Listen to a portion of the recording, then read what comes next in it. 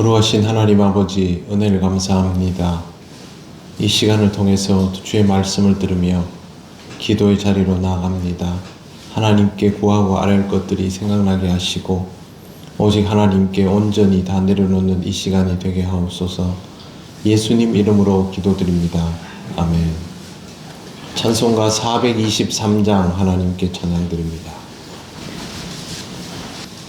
무엇보다도 더거운 죄로 물든 마음이 흰 눈보다 더 희게 깨끗하게 씻겼네. 주의 보혈 흐르는데 믿고 뛰어나아가 주의 은혜 내가 입어 깨끗하게 되었네.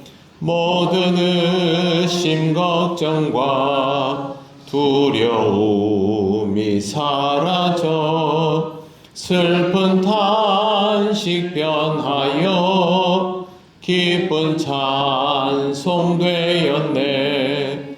주의 보혈 흐르는데 믿고 뛰어나가 주의 은혜 내가 입어 깨끗하게 되었네. 세상 부귀 영화와 즐겨하던 모든 것 주를 믿는 내게는 분토만도 못하다. 주의 보혈 흐르는데 믿고 뛰어나가 주의 은혜 내가 입어 깨끗하게 되었네. 나의 모든 보배는 저 천국에 쌓였네. 나의 평생 자랑은 주의 십자가로다.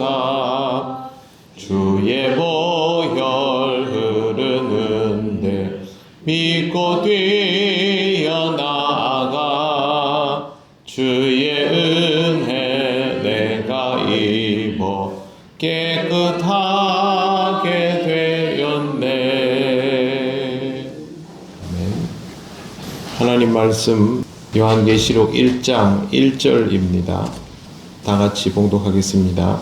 예수 그리스도의 계시라. 이는 하나님이 그에게 주사 반드시 속히 일어날 일들을 그 종들에게 보이시려고 그의 천사를 그 종 요한에게 보내어 알게 하신 것이라. 아멘. 요한계시록 1장 1절에는 이 책의 진짜 목적에 대한 이야기가 나옵니다. 계시록은 시련을 당하는 그리스도인들을 위한 위로의 책이고 소망의 책입니다.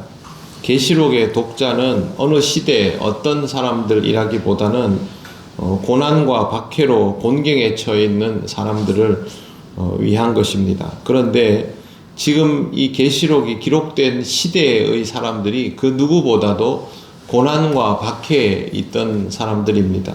그래서 계시록은 당시에 고난과 박해로 곤경에 처해 있던 소아시아 교회에 보낸 편지로 되어 있습니다. 1절을 보면 제일 먼저 예수 그리스도의 계시라 그렇게 되어 있고 반드시 속히라는 표현도 있습니다.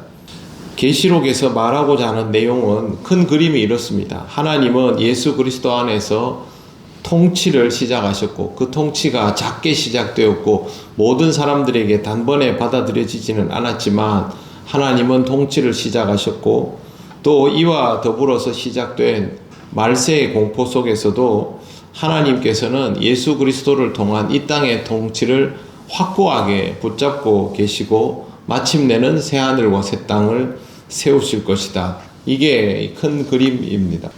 먼저 예수 그리스도의 계시다 해서 계시라는 말은 헬라어로 아포칼립스라고 합니다. 아포칼립스는 덮개를 걷다 베일을 거치다 뭐 이런 뜻이 있습니다. 그래서 그 시각장애인 협회 이런 데 보면 아포칼립스라는 단어를 사용하는 경우가 있습니다. 이제 볼 수 없는 것들을 보게 만드는 그런 의미가 있습니다. 숨겨진 것이나 알려지지 않은 정보를 드러낸다라는 뜻이고, 그렇다면 계시록은 예수께서 가지신 메시지를 사람들에게 드러내어 알리기 위해서 보내진 편지다, 이렇게 볼 수 있습니다.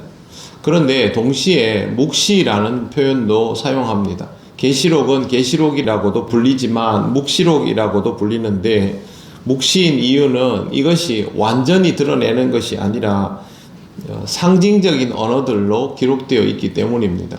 그럴 수밖에 없는 게 지금 당장 일어나지 않은 일이고, 그리고 실제로 어떤 사건을 구체적으로 지목하기보다는 실제로 그런 상황과 패턴에 대한 이야기들이 많기 때문에 어제 말씀드린 것처럼 신문 기사나 보도처럼 딱 잘라서가 아니라 그 의미를 깨닫는 자가 있도록, 이런 의미입니다.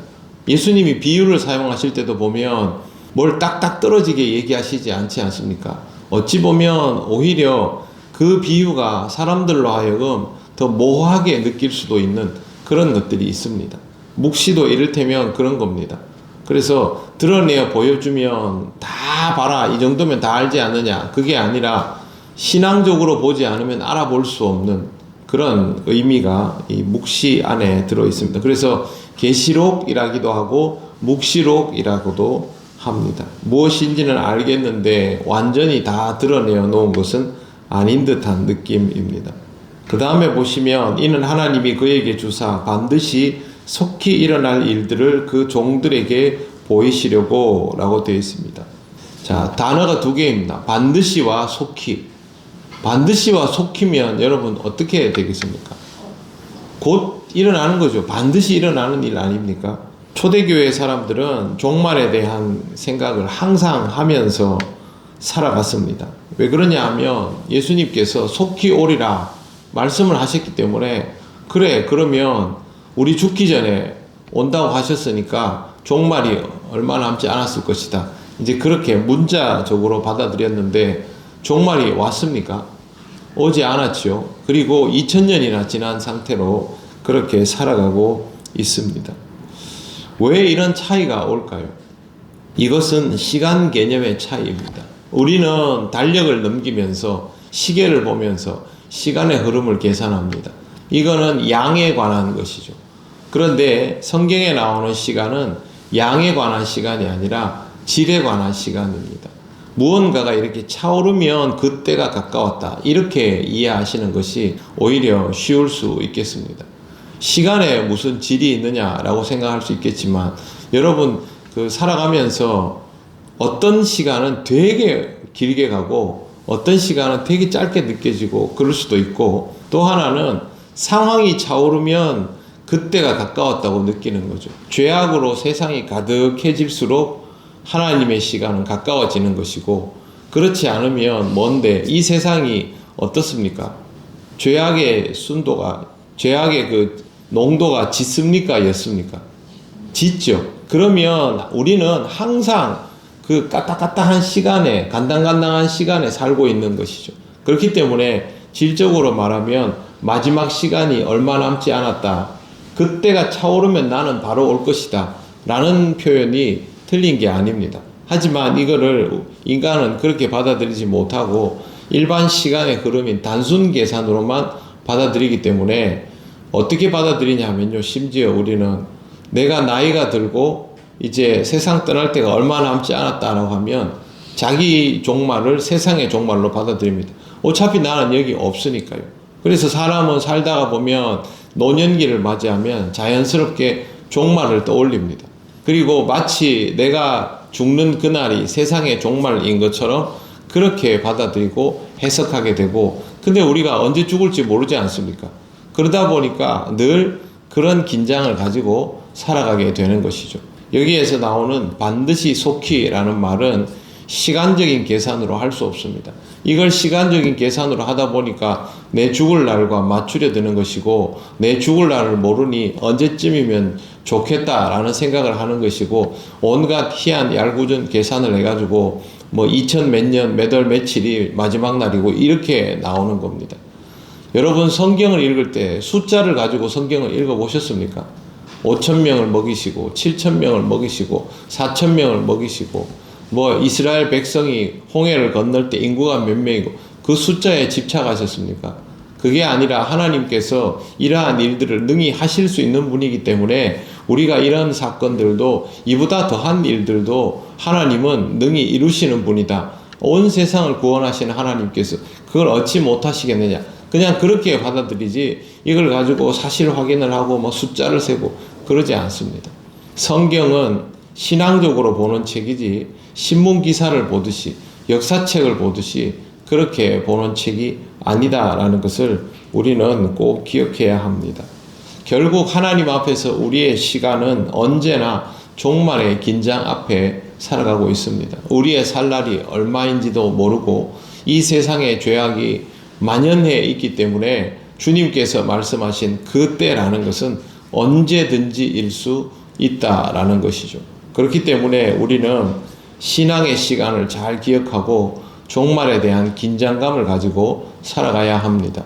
종말에 대한 긴장감이 언제 세상이 끝날지 모르니까 무서워 죽겠다. 그게 아니라 하나님과의 관계가 완벽하게 이렇게 견고해지면서 주님이 언제 오시든 아멘 주 예수의 오시옵소서 이런 마음으로 살아야 된다라는 말을 첫머리부터 하고 있는 것입니다.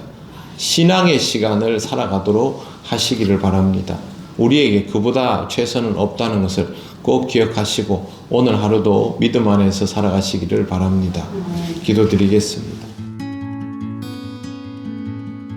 하나님 은혜를 감사합니다. 아무것도 알 수 없는 우리들이 하나님으로 인하여 이 땅을 평안 가운데 살아가게 하심을 감사드립니다. 세상에는 죄악이 관영하고 또 앞으로도 얼마든지 그런 죄악된 일들이 일어날 수 있음을 알지만 종국에는 하나님의 나라가 이루어질 것을 믿기에 오늘 하루도 믿음으로 살아갑니다. 성령께서 우리를 붙드시고 견고하게 하셔서 하나님 나라를 기대하는 자다운 삶을 살아가게 하시옵소서. 오늘 하루의 삶도 주님께 맡기오며 예수님 이름으로 기도드립니다. 아멘. 하늘에 계신 우리 아버지, 아버지의 이름을 거룩하게 하시며 아버지의 나라가 오게 하시며 아버지의 뜻이 하늘에서와 같이 땅에서도 이루어지게 하소서. 오늘 우리에게 일용할 양식을 주시고 우리가 우리에게 잘못한 사람을 용서하여 준 것 같이 우리 죄를 용서하여 주시고 우리를 시험에 빠지지 않게 하시고 악에서 구하소서. 나라와 권능과 영광이 영원히 아버지의 것입니다. 아멘.